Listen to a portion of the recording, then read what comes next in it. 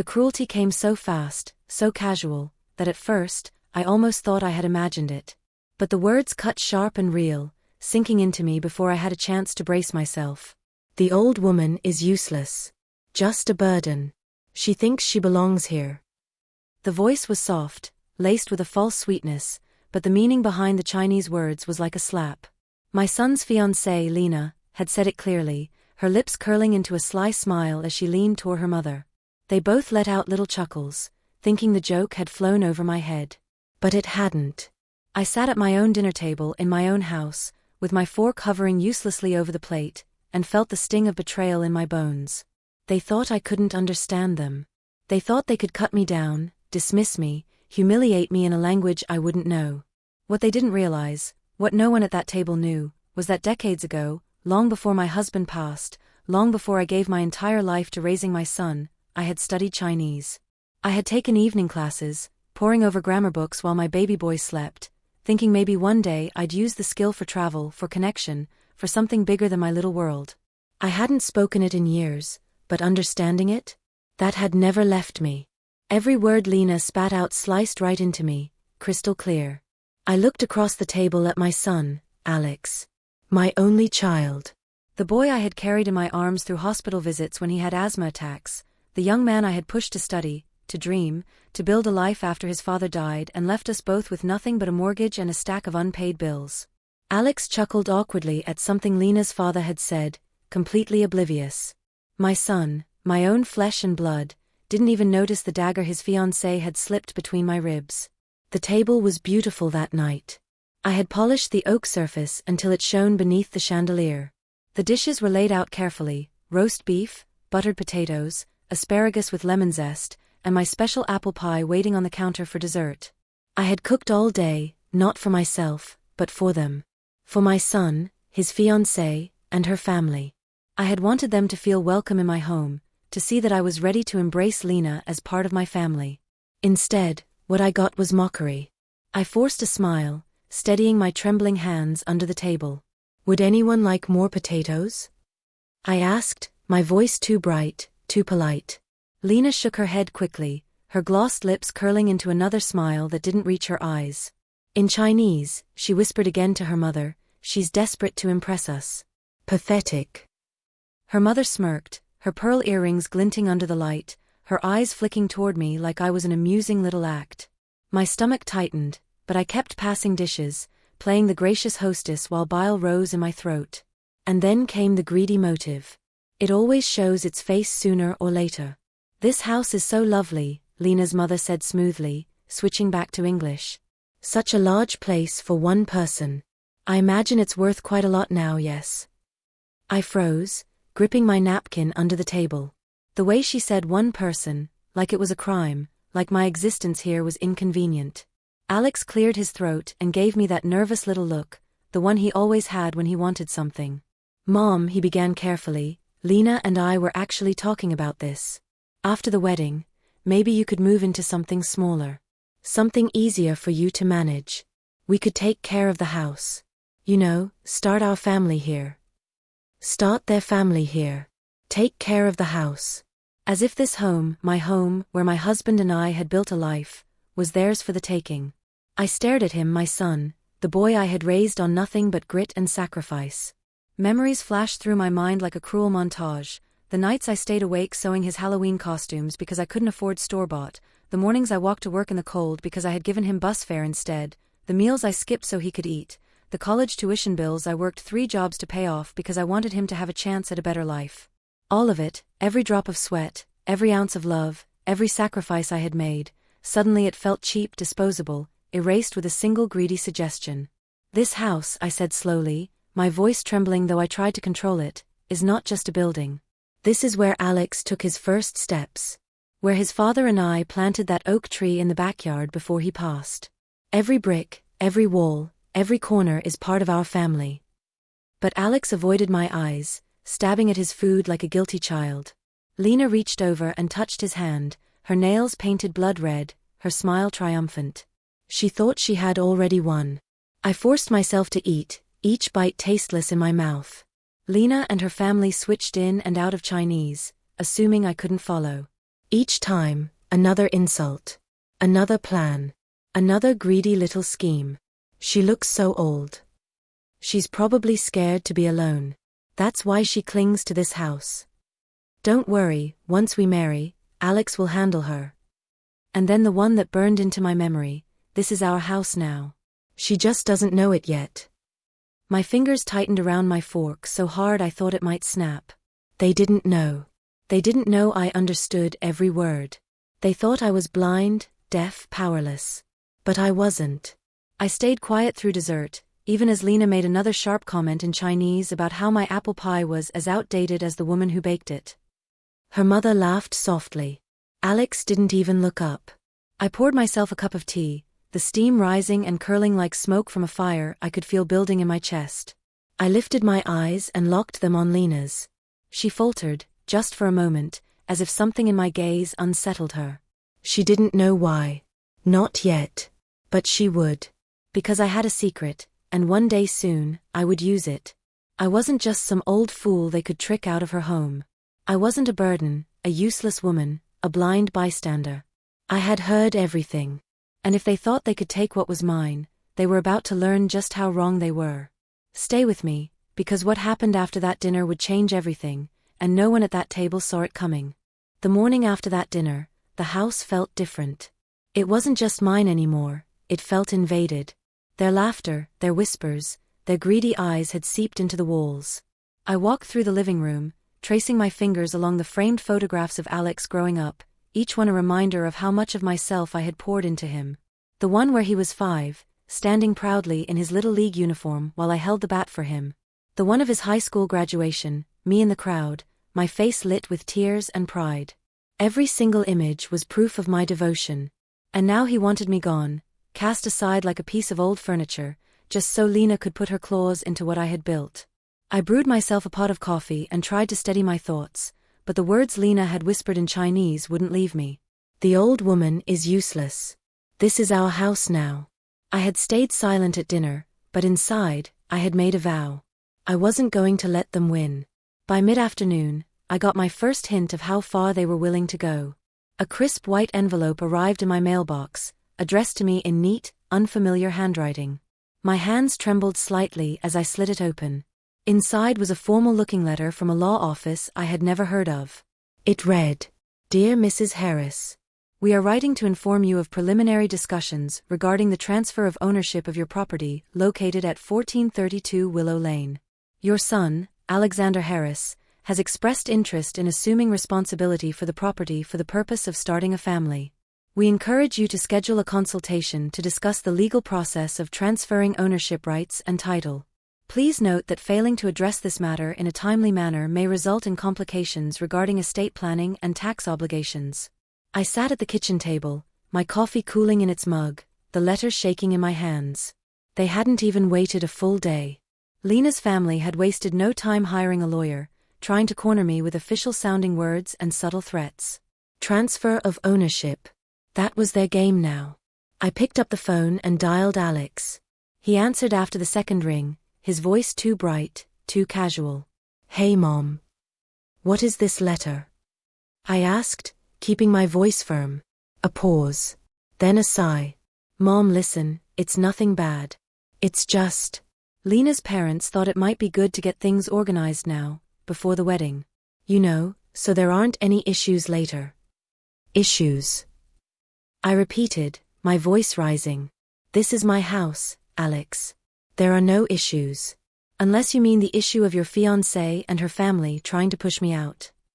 Mom, don't be dramatic, he muttered. It's just paperwork. Think of it as simplifying things. You'd still live here until you decided to move. It's just about the title, that's all. I pressed the phone to my ear, fighting to keep my composure. He sounded so casual, so dismissive, as if decades of my sacrifice could be erased with a pen stroke. Alex, I said quietly, I heard everything last night. A pause. What do you mean? I understand Chinese, I said.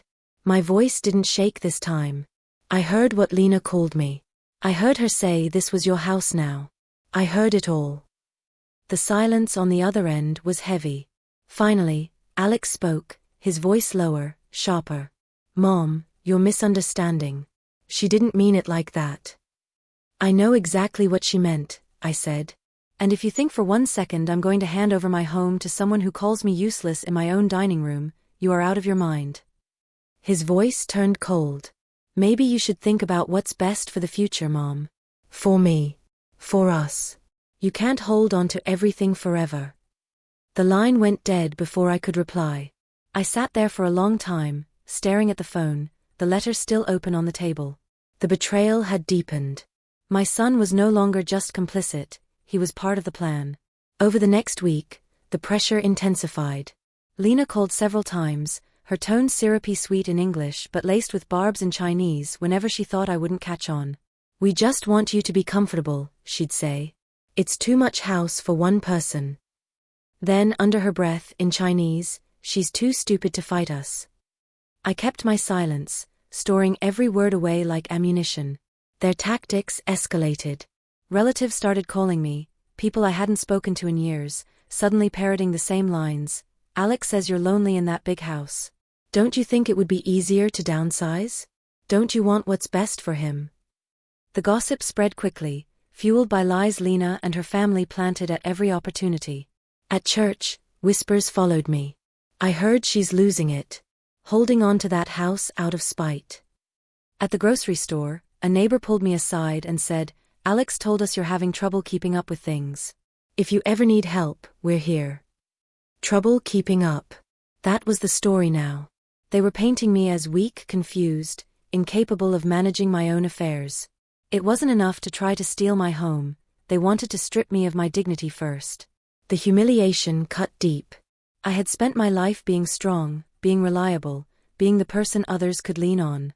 And now, thanks to the whispers of a greedy young woman and her manipulative family, I was being cast as the opposite, a fragile old woman, barely able to function. But humiliation has a strange effect. It can crush you, or it can ignite you. One evening, after yet another phone call where Lena had oh so sweetly suggested I start packing my things, I stood in front of my mirror. My reflection stared back, an old woman, yes, with silver hair and lines etched by years of work and worry. But behind those lines was steel. I had survived widowhood, poverty, loneliness. I had raised a son single-handedly, sent him to college, built a life out of scraps. I was not fragile. I was not confused. And I was certainly not about to hand over my home. I picked up the phone again, but this time, I didn't call Alex. I called Margaret, my neighbor of 20 years. She answered on the first ring. Margaret, I said, my voice steady, I need a lawyer. Do you know anyone? She didn't hesitate. I know just the man. My brother's firm specializes in property law. What happened? I took a deep breath, my chest tight with anger and resolve. It's time I stopped being a victim. They think they can steal my house, Margaret. They think I'll just roll over and let them. But I won't. Not anymore. As I hung up, I felt something shift inside me. The pain of betrayal was still there, the humiliation still stung, but now, there was something else. A new resolve, hard and unshakable. They thought I was powerless. They thought they had already won. But they were about to learn that underestimating me was their biggest mistake. And I already knew the first step, I would turn their own arrogance against them. The following week became a blur of quiet planning. Outwardly, I kept up appearances. I still went to the grocery store, still waved to neighbors, still sat in the same pew at church. To anyone watching, I was just an old woman living her quiet life. But inside, I was working. Every word Lena spoke, every document that crossed my path, every whispered insult in Chinese that she thought I didn't understand, I stored it all like a squirrel hoarding nuts for winter. Margaret came over one afternoon with her brother, Daniel, a sharp-eyed man in his 50s who carried himself like someone who had spent his life fighting battles in courtrooms. He wore a navy suit even though it was Saturday, and his handshake was firm, steady. Mrs. Harris, he said as he set his briefcase on my kitchen table, Margaret tells me your son and his fiancée are pressuring you to transfer your property. I slid the letter from the law office across the table. He read it carefully, his lips tightening. This is manipulation, plain and simple, he said after a moment. They're trying to intimidate you with legalese. You are under no obligation to sign anything. Do not let them rush you, do not let them corner you. And most importantly, keep every document they send. I nodded. They've started a campaign against me, telling people I'm confused, that I can't manage the house. His eyes narrowed. That's a common tactic. They're trying to build a narrative, set the stage to make it look like you're unfit. Have you noticed anything else? I hesitated, then leaned in. They speak in Chinese when they think I can't understand. Last week, Lena called me useless, said this was already their house. At dinner she mocked me, not realizing I understood every word. Daniel's eyebrows shot up. That's valuable. If you can recall her words exactly, write them down. Dates, times, context. That kind of detail matters. I've been keeping notes, I admitted, pulling out a notebook I had hidden in a drawer. The pages were filled with shaky handwriting, each entry marked with the time and place. I slid it across the table. He flipped through it, nodding. This is good. Very good. Keep doing this. If it ever comes to court, this will help prove intent. As he closed the notebook, his expression softened. I've seen this before, Mrs. Harris. Children trying to take what isn't theirs. Families torn apart by greed. But you're not alone. I'll help you. For the first time in weeks, I felt a spark of hope. But hope didn't erase the fear. That night, as I sat in my bedroom, I heard voices outside my window. I crept to the curtain and peeked through. Alex and Lena were standing in the driveway, arguing. She's dragging her feet, Alex said, his voice sharp. She's old, Lena replied in Chinese. She'll break soon. We just need to push harder. She's stubborn, he muttered. I told you she wouldn't just hand it over. Then we make her, Lena hissed. Her friends already think she's losing it. One more push and we can take everything. I pressed my hand to my mouth, my heart pounding. They weren't just waiting me out, they were plotting, actively scheming. The next day, I went to the bank. I asked to speak with Mr. Davis, the manager who had handled my account for years. When I explained what was happening, his face grew grim. Mrs. Harris, we've seen this before. Family members trying to manipulate elders into handing over assets. Let me put extra safeguards on your accounts. Two-step verification, ID checks, and I'll personally flag any unusual activity. Tears pricked my eyes. Thank you. I don't know who to trust anymore. You can trust me, he said firmly. And you should document everything. If they try anything here, we'll have records. By the time I left the bank, I felt a little stronger. I wasn't just fighting with emotion now, I was building a defense. Still, the pressure mounted. Lena came by with shopping bags one afternoon, breezing into my kitchen like she owned the place. She set the bags down with a smile too sweet to be real. I thought I'd help you reorganize, she said. Then, switching to Chinese, she muttered, the old woman's clutter will be gone soon anyway. I smiled tightly, hiding the fury bubbling inside. How kind of you, I replied, watching her eyes widen for just a flicker. She didn't realize I'd spoken with the cadence of someone who understood exactly what she had said. That night, I replayed the moment over and over. Should I have confronted her? Should I have revealed my secret? No, not yet. Not until the trap was set. The days turned into a balancing act. Outwardly, I played the role of the oblivious old woman. I nodded politely when Lena spoke, pretended not to notice when Alex sighed impatiently, acted confused when they dropped hints about future plans. All the while, I wrote everything down. Every insult, every manipulation, every attempt to make me feel weak. Daniel guided me through it all. He drafted a will that made my intentions crystal clear, one that protected my property and assets from being claimed without my consent. He explained how to file reports if they crossed the line into harassment. He gave me the number of a private investigator, should I need proof of their behavior outside my house. You're building a wall, Mrs. Harris, he said one evening as we sat at the table, papers spread around us. Brick by brick. When they come for you, and they will, you'll be ready. And come they did. One afternoon, I returned from the grocery store to find Alex sitting in my living room. He had let himself in with his old key. Lena sat beside him, her legs crossed, her smile polite but sharp. Mom, Alex began, we need to talk. My stomach tightened. He pulled a document from his bag and slid it across the coffee table. This is just a preliminary transfer form. Nothing binding, nothing official. Just an agreement that when the time comes, the house will go to me. To us. You can live here as long as you want. We're not trying to take it away from you. We just want security. I picked up the paper. It was written in legal language, full of terms and conditions I didn't understand. My eyes blurred as I scanned it. Alex, I whispered, do you even hear yourself? You're asking me to sign away my home. Mom, it's not like that, he said quickly. It's about planning. Lena's parents think. I slammed the paper down. Lena's parents think they can take what isn't theirs. But this house is mine. And as long as I live, it will stay mine. Lena's eyes flashed. For a split second, the mask slipped, and I saw the raw greed beneath. She leaned forward, speaking softly in Chinese, thinking she was safe. She's stubborn. But paper can be forged. Don't worry, Alex. We'll get it one way or another.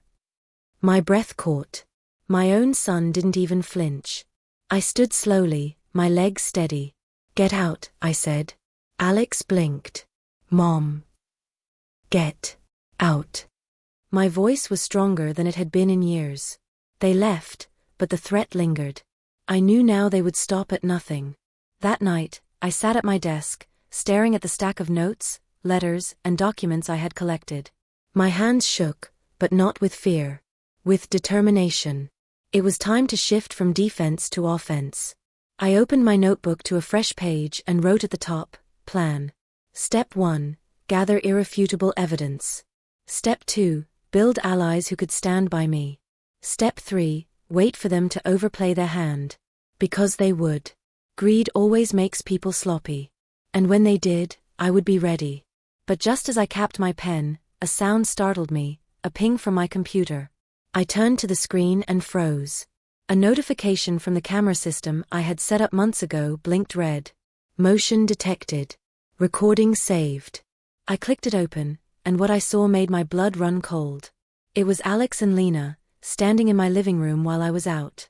Alex pacing, Lena rifling through my drawers. And then Lena's voice, clear as day in Chinese, the old woman doesn't even know this camera works. But it did. And I had them. The footage played over and over in my mind, as if the universe wanted me to remember every detail. Alex pacing like a caged animal, Lena digging through my drawers like a thief, her sharp voice cutting the air, the old woman doesn't even know this camera works. But I did know. And I had proof. The next morning, I called Daniel. My voice was calm, but inside, my chest burned with urgency. I have something you need to see. Within an hour, he was at my kitchen table, laptop open as I replayed the footage. His face tightened with each second that passed. When Lena's words rang out in Chinese, he paused and looked at me. You're sure of the translation? He asked. I nodded. I'm fluent. I know exactly what she said. He leaned back, rubbing his chin. This is big. Trespassing, intent, even evidence of planning to forge documents. If we present this carefully, it could end everything. Carefully? I asked. He met my gaze. If we go public too soon, they'll twist it. Say you planted it, or edited it, or that you're paranoid. But if we wait, let them walk into a confrontation with witnesses, then you hit them with this? They won't recover. I gripped the edge of the table. When? He considered. They'll push again. They always do. The moment they put pressure on you in front of others, that's when we strike. The waiting was the hardest part. Every time I passed Alex's childhood photos on the wall, a mix of grief and anger churned inside me. I remembered the boy who used to crawl into my lap after nightmares, who clutched my hand at the doctor's office, who once whispered, "Don't worry, Mom. I'll always take care of you." Where had that boy gone? What had Lena turned him into? It didn't take long for them to deliver the opportunity. One Sunday afternoon, Alex called, his tone falsely cheerful. "Mom, we're having dinner at Lena's parents' place. They want you to come. It'll be good, clear the air." Every instinct screamed trap. But Daniel's words echoed in my head, let them walk into a confrontation with witnesses. "I'll come," I said. That evening, I dressed with deliberate care. A simple navy dress, pearls around my neck, silver hair pinned neatly back. I wanted to look composed, unshakable. Not the fragile woman they were painting me as. Lena's parents lived in a sprawling suburban home, all glass and marble. The dinner table gleamed with polished silverware and plates that looked like they had never been used. Lena greeted me at the door, her smile too wide. "Mrs. Harris," she said sweetly. Then, switching to Chinese, she muttered, "Let's end this tonight." I smiled right back. "Thank you for inviting me," I said evenly. Around the table sat Lena's parents, dignified in their tailored clothes, their eyes assessing me like I was a piece of property. Alex sat beside Lena, his expression caught between forced charm and simmering impatience. Dinner began politely enough. Small talk about the weather, the neighborhood, plans for the wedding. But soon, the conversation turned. "Mrs. Harris," Lena's father began, his voice smooth, "Alex tells us you're considering transferring the property to him." "Very wise. At your age, it's best to simplify." My fork froze halfway to my mouth. "I haven't signed anything," I said calmly. Lena leaned forward, her eyes flashing. "But you will, won't you? It's for the best." I set my fork down carefully. "The best for who?" Her smile didn't falter, but her voice dropped into Chinese, quick and cutting. "Don't embarrass yourself. Sign it tonight, in front of everyone, and be done with it." The table chuckled politely, unaware of her real words. But I understood every syllable. Alex shifted uncomfortably. "Mom, don't make this harder than it has to be." "Harder?" My voice rose slightly, trembling with a mix of anger and grief. "Do you have any idea what you're asking of me? This house isn't just walls and windows. It's my life. It's your childhood. It's everything I worked for." Lena's mother waved a delicate hand. "Don't be emotional. This is practical. You'll still live there. It will just belong to them." And then Lena, with her practiced sweetness, slid a stack of papers across the table. "We thought you could sign tonight. It'll save time later." The audacity stole my breath. They thought they had cornered me. They thought I was powerless. I sat back, looking at each of them in turn. Alex's restless eyes. Lena's cold smile. Her parents' quiet greed. And then I spoke. "You think I don't understand. You think I'm weak. But I've been listening. Watching. Recording." Lena frowned, the first crack in her mask. "What do you mean?" I opened my purse and pulled out a small USB drive. I placed it on the table, letting it sit there like a coiled snake. "What's that?" Alex asked, his voice tight. "Proof," I said simply. I nodded toward Daniel, who had come with me, posing as just a friend of Margaret's. He stood, calm and steady, and connected the USB to the laptop he had brought. The footage filled the screen. Alex pacing. Lena rifling through my drawers. And then her voice, clear and sharp in Chinese, "The old woman doesn't even know this camera works." The room went silent. Lena's parents looked confused, not understanding the words. But I did. And so did Lena. Her face drained of color. "What is this?" her mother demanded. I translated, my voice steady. "She called me the old woman. She mocked me. She said this was their house. She thought I wouldn't understand." Lena sputtered. "She's lying. She doesn't speak Chinese." I met her gaze coldly. "Say something else, Lena. Prove me wrong. Insult me again, in your language. See if I understand." The silence was damning. Alex's face had gone pale, his jaw tight. "Mom, this isn't." "This is exactly what it looks like," Daniel interrupted firmly. "Trespassing. Attempted coercion. Intent to forge. This footage will hold in court." Lena's father slammed his hand on the table. "You set us up." "No," I said quietly, my eyes never leaving Lena's. "You set yourselves up. I just pressed record." Lena's composure cracked.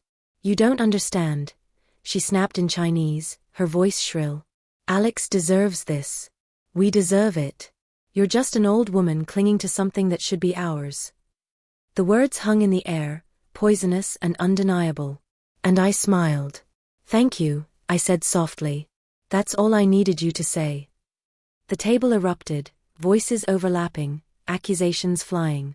Alex tried to calm Lena, but his own parents-in-law glared at him with fresh disdain. The carefully constructed mask of respectability had shattered, right there in their pristine dining room. I gathered my things calmly, my heart pounding but my hands steady. "This ends now," I said, standing tall. "You will not take my house. You will not take my dignity. And if you try again, this footage goes straight to the police." Daniel closed the laptop, his expression calm but resolute. "She's not alone anymore." As I walked toward the door, I felt their eyes burning into my back. Rage, humiliation, disbelief. They had been exposed in front of their own family, stripped of their lies. But even as I stepped into the night air, one thought chilled me. Cornered animals are the most dangerous. And I knew this wasn't over. The drive home that night was quiet, but inside me, storms collided. My hands clutched the steering wheel tighter than I realized, knuckles white, heart pounding as if I'd just fought a war. And in a way, I had. For the first time in months, I had stood in front of my son, his fiancée, and her parents, and I had not crumbled. I had not bowed my head, not swallowed the insult, not handed over the life I had worked decades to build. But victories in life are never neat. They don't end with applause or a curtain falling. They leave bruises behind, some visible, some buried deep. Daniel called me the next morning. "They'll come back at you," he warned. "People like this don't stop after being embarrassed. They'll scheme harder." He was right. Within 3 days, the whispers started. Neighbors I'd known for years gave me strange looks when I went to collect my mail. Mrs. Jenkins from across the street, usually chatty, gave me a tight-lipped smile and muttered, "I heard you made a scene at dinner." A scene. That was the word. Lena and her family were already spreading their version, that I was paranoid, unstable, jealous. That I had ruined a peaceful dinner by storming out and accusing them of lies. The humiliation stung. But I refused to bend. I invited Mrs. Jenkins over for tea the next afternoon. "I want to show you something," I told her. When the footage played, her eyes widened, her teacup forgotten in her hands. "Oh my word," she whispered. "So it's true. They really—" "Yes," I said firmly. "That's who they are. And that's what they tried to do." Word spread slowly, not through gossip this time, but through evidence. Daniel helped me prepare copies of the video, secured on a flash drive. Trusted neighbors, close family friends, they all saw it. The tide began to turn. Still, Lena wasn't finished. A week later, a thick envelope arrived in the mail. A legal notice, stamped and formal. They were attempting to sue me for defamation, claiming I had doctored the footage. I sat at the kitchen table staring at the papers, my stomach churning. Fear clawed at me. Court meant money. Court meant exposure. Court meant dragging every detail of my private life into the public eye. But Daniel was calm. "They don't have a case. You do. This is intimidation. Nothing more." We filed a counterclaim, attempted fraud, coercion, elder abuse. Daniel assured me the footage alone was damning, but he gathered more: text messages Alex had sent, the unsigned documents Lena had left behind that night, even testimony from the notary they had contacted prematurely. The confrontation had lit the match. Now the fire spread. The court hearing was set for late spring. The day arrived heavy with humidity, the sky gray as though it, too, carried the weight of betrayal. I walked into the courthouse in a charcoal suit, pearls around my neck again, spine straight. Alex was already there, shifting uncomfortably in his seat. Lena sat beside him, her face painted with innocence, but her eyes sharp as knives. Her parents flanked her, whispering to their attorney, who carried himself with smug confidence. The judge entered, stern and deliberate. The hearing began. Their lawyer painted me as unstable. An elderly widow, isolated, vulnerable, manipulated by outsiders into turning against her own family. The words dripped with false pity. Then Daniel rose, his voice crisp. "Your Honor, the plaintiffs claim manipulation. But we have hard evidence." He held up the flash drive. "This is not gossip. Not speculation. It is their own words, their own actions, recorded without their knowledge." The video played for the courtroom. Lena's voice in Chinese cut through the silence. I translated aloud, every word steady, deliberate. The old woman doesn't even know this camera works. This will be our house soon. The courtroom gasped. Lena's lawyer objected, claimed fabrication. But Daniel had anticipated that. He called in a forensic specialist who verified the footage's authenticity. Pixel by pixel, timestamp by timestamp, it was proven genuine. Then came the papers Lena had slid across the dinner table. Drafted contracts, not yet signed. Handwriting analysis confirmed her notes in the margins. The notary testified that Lena had approached him to prepare documents transferring the deed of my house. The lies unraveled thread by thread. Finally, Alex was called to the stand. My son. My only child. He looked pale, exhausted. His voice cracked as he swore to tell the truth. The lawyer pressed him. Had his mother really grown unstable? Had she lashed out without reason? He hesitated. His eyes darted to Lena, then back to me. And in that hesitation, I saw the boy I once knew flicker through, the boy who used to beg me for bedtime stories, who clutched my hand on the first day of school. No, he said quietly. She's not unstable. She's not paranoid. She's my mother. And Lena. Lena pushed me into this. I let her. But Mom is telling the truth. The words cracked something wide open. Lena's head snapped toward him, fury flashing across her face. She hissed under her breath, but it was too late. The judge's ruling came swift and sharp. The lawsuit against me was dismissed in full. My counterclaim was recognized, and the judge sternly warned Lena and her parents that further attempts to manipulate or harass me would result in criminal charges. When the gavel struck, I exhaled a breath I hadn't realized I'd been holding. Lena stormed out of the courtroom, her parents close behind, their voices sharp with blame. Alex lingered, his shoulders slumped. He looked at me as though searching for forgiveness. I'm sorry, Mom, he whispered. I wanted to believe him. I wanted to wrap him in my arms like I had when he was small. But wounds that deep don't close in a day. I hope you mean that, I said softly. Because words won't be enough anymore. You'll have to prove it.